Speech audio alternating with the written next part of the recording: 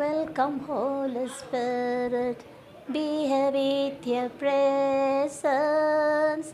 Fill me with your power, love inside of me.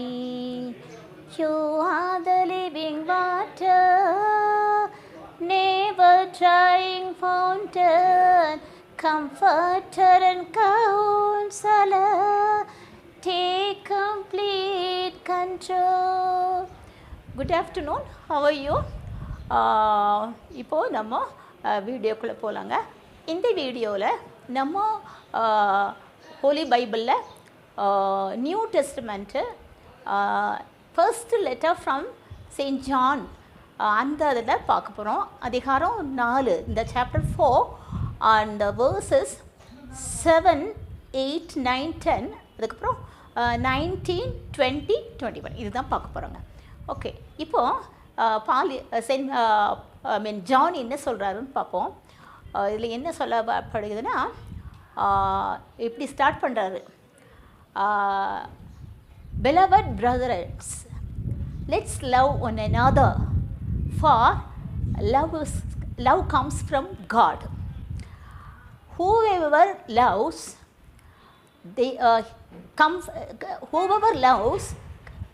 comes from God. He is born of God. He knows God. அப்படின்னா அன்பான சகோதரர்களே, நாம் ஒருவர் அன்பு செய்வோமாக. ஏனெனில் அன்பு கடவுளிடமிருந்து வருகிறது. யாரெல்லாம் அன்பு செய்கிறார்களோ அவர்கள் கடவுளிடமிருந்து வந்தவர்கள், கடவுளால் கடவுளிடமிருந்து வந்தவர்கள், கடவுளை அறிந்தவர்கள். அப்போ பாருங்க எப்படி ஸ்டார்ட் பண்ணுறாருன்னு பாருங்கள். beloved brothers அப்படின்னா டியர் பிரதர்ஸ்ன்னு சொல்கிறோம். அப்படியே டியர் பிரதர்ஸ்னால் அதாவது கடவுளுடைய அன்பை ஏற்கனவே ருசித்தவர்கள், ஏற்கனவே பெற்றுக்கொண்டார்கள். அதனால தான் beloved brothers என்று சொல்லிட்டு ஒரு யூஸ் பண்ணுறாரு. அப்படின்னா இந்த கடவுள் நம்ம ஏன் அன்பு செய்யணும் அப்படின்னு சொன்னால், இந்த அன்பு கடவுளிடமிருந்து வருகிறது. It is originating from the God's nature. கடவுள் தன்மையிலிருந்து நமக்கு அந்த அன்பு வருது. அப்போ யாரெல்லாம் நம்ம ஒருவருக்கொருவர் அன்பு செய்கிறோமோ அப்படின்னா நம்ம கடவுளிடமிருந்து வந்தவர்கள், கடவுளை அறிந்தவர்கள்னு அப்படின்னு அவர் செயின்ட் ஜான் சொல்கிறாரு. அப்படின்னா உண்மையான அன்பு, ஜெனியூன் லவ், அது அந்த கிரேக்கத்தில் ஹகப்பே, உண்மையான ஜெனியூன் ட்ரூ லவ் அப்படின்னா தியாகம் கலந்த அன்பு, சாக்ரிஃபிஷியல் லவ். இது இருக்கிறவங்க தான் கடவுளிடந்து வந்தவர்கள், கடவுளை அறிந்தவர்கள். இப்போது இந்த அகப்பேன்னு சொல்கிறது கிரேக்கத்தில் சொன்னேன். இதை தான் நம்ம எப்ரை மொழியில் பார்க்கும்போது அகவானா அன்பு, லவ், அன்புன்னு அர்த்தம். இப்போ பாருங்கள், இந்த 8வது வசனம், இப்போ 7வது வசனம் தான் பார்த்தோம். 8வது வசனத்தை என்ன ஜஸ்ட் நெகட்டிவ். யாரெல்லாம் அன்பு செய்கிறது இல்லையோ, யாரையோ அன்பு செய்கிறது இல்லையோ, they are not from God. அப்படின்னா அவங்களாம் கடவுளை அறியாதவர்கள்.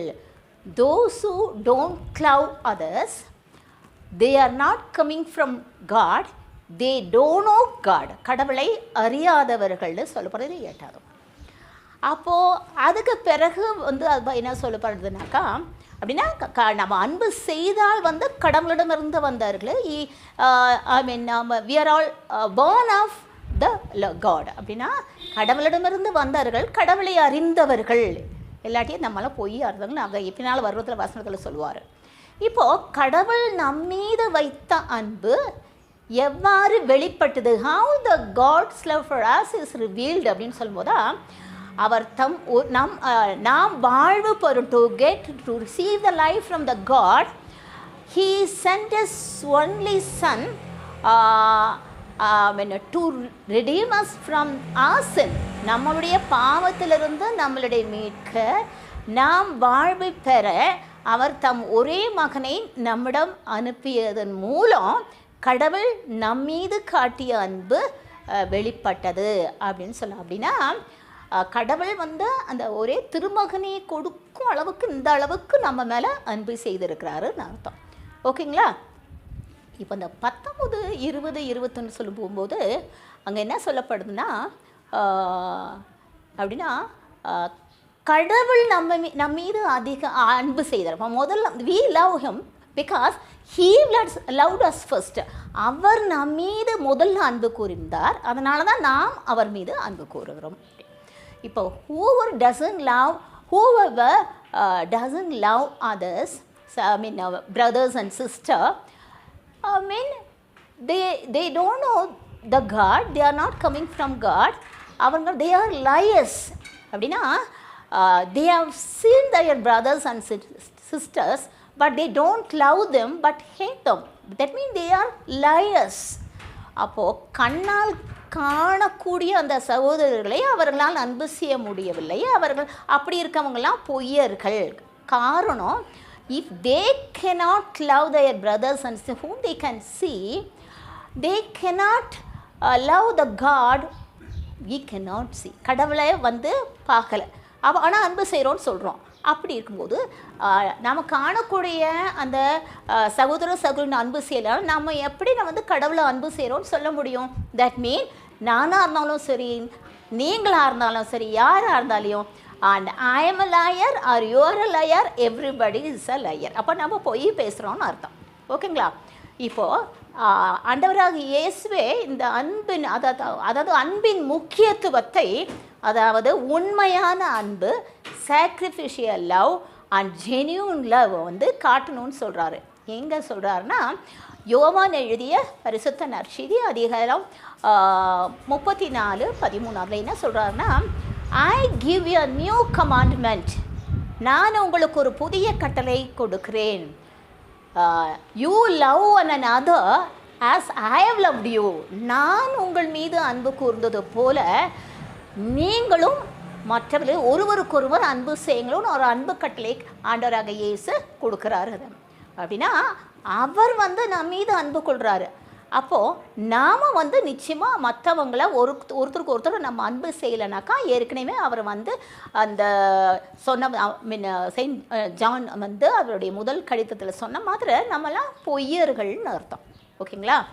அப்போது அவர் என்ன கடவுள் நம்மக்கிட்ட என்ன பார்க்குறாருனாக்கா, அந்த அன்பே கடவுள், அவர் அன்பாக இருக்கிறார். So he himself is love. அப்படின்னா கடவுள் அன்பாக இருக்கிறாரு. அப்போ அந்த அன்பு வந்து கடவுள் தன்மையிலிருந்து வெளிப்படுகிறது. அப்போ நாம் அவருடைய சாயலாக படைக்கப்பட்டிருக்கோம். அப்படி இருக்கும்போது அவர் நம்மளிடம் அன்பு செய்தது போல் நம்ம மற்றவர்களையும் அன்பு செய்ய வேண்டாம். அதனால தான் அந்த 2 கட்டளை, எல்லாவற்றுக்கும் மேலாக கடவுளை அன்பு செய்து, அப்புறம் நம்மளை அன்பு செய்கிற மாதிரி மற்றவர்களையும் அன்பு செய்யணும் அப்படின்னு சொல்கிறது. அந்த வேண்டுகோளை தான் கடவுள் வந்து நம்ம முன்னால் வைக்கிறார். ஓகேங்களா? அப்போ நம்ம கடவுளுக்கு கீழ்ப்படிந்து, அப்போது நம்ம செயின்ட் ஜான் நமக்கு அறிவுறுத்துகிற மாதிரி கடவுள் நம்மளை அன்பு செய்தது போல் நாம் ஒருவருக்கு ஒரு அன்பு செய்யும்போது நாம் யாராக இருக்கிறோம்? கடவுளிடமிருந்து வந்தவர்களாக இருக்கிறோம், கடவுளை அறிந்தவர்களாக இருக்கிறோம், கடவுளால் அவன் தூய ஆவியானவரால் நாம் அபிஷேகம் பண்ணப்பட்டிருக்கிறோம். இப்போ ஏன்னு சொன்னா, இந்த ரோமருக்கு அப்போஸ்தலனான பவுல் ரோமருக்கு எடுத்திருந்த letter from the saint Paul to the Romans, அதில் 5வது அதிகாரம் 5வது வசனம், what is given the God's love is poured out into our hearts through the Holy Spirit. தூய ஆவியானவரின் வழியாக கடவுளுடைய அன்பு நம்மளுடைய இதயத்தில் கொட்டப்பட்டுள்ளது அப்படின்னு சொல்கிறார். அப்படின்னா அப்போது தூய ஆவியானவர் நம்ம பெற்றுக்கொண்டும் போது என்ன அர்த்தம்? கடவுளுடைய அன்புனால் நம்ம நிறைக்கப்பட்டிருக்கிறோன்னு அர்த்தம். அப்போது நம்மளுடைய கடவுள் அன்பு நம்மக்கிட்ட இல்லைன்னு சொன்னாக்கா நம்ம தூய ஆவியானவர் பெறலாம். அப்போ நம்ம பொய்யும் பித்தலாட்டம் தான் பேசிகிட்டு இருக்கோம்னு அர்த்தம். அப்போது நம்ம என்ன பண்ணணும்னா கடவுள் நம்மளை அன்பு செய்தார், அதனால் நம்மளுடைய சகோதரிகளை நம்ம ஏற்றுக்கொண்டு we have to love them. அப்போ தான் நம்ம வந்து கடவுள்கிட்ட சொல்ல முடியும், ஆண்டவரே ஐ லவ் யூ ஜீசஸ்ன்னு சொல்ல முடியும். இல்லாட்டி ஐ எம் அ லையர், நான் என்னவே சொல்லிக்கிறேனே I am a lied, I am not telling the ட்ரூத்தான், நான் வந்து பொய் அப்படின்னு சொல்லுமா இல்லைங்களா. இப்போது ஐ ஒரு small song and I finish my video. ஓகேங்களா, என்னுடைய உரையை நான் அதில் முடிச்சுக்கிறேங்க. Okay. Jesus, what a wonder you are. You are so gentle, so pure and so kind. You shine like a morning star. Jesus, what a wonder you are. Okay, thank you so much. Bye bye.